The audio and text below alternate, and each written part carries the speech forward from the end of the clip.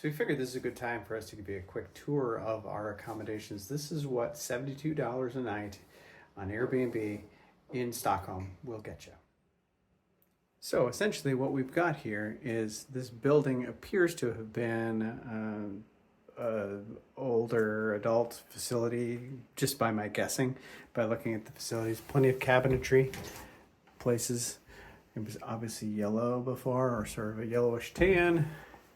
Lots of cabinets, lots of storage, which you don't really need in an accommodation, which is why I think there's probably a long-term care facility in here.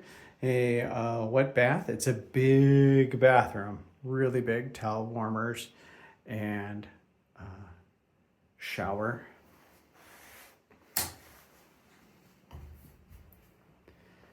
Separate kitchen right over here. Lisa's in.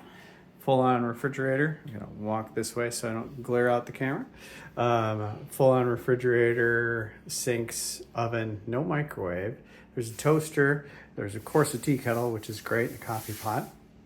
Table. We have a balcony out there, which it's bloody cold. I'm not going out there, so you guys just have to imagine it's small.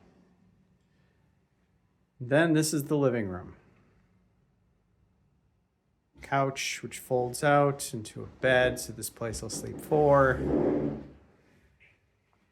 Here's a really fun sledding hill outside that everybody's been using every day. And this is where our bed is, in this little nook back here.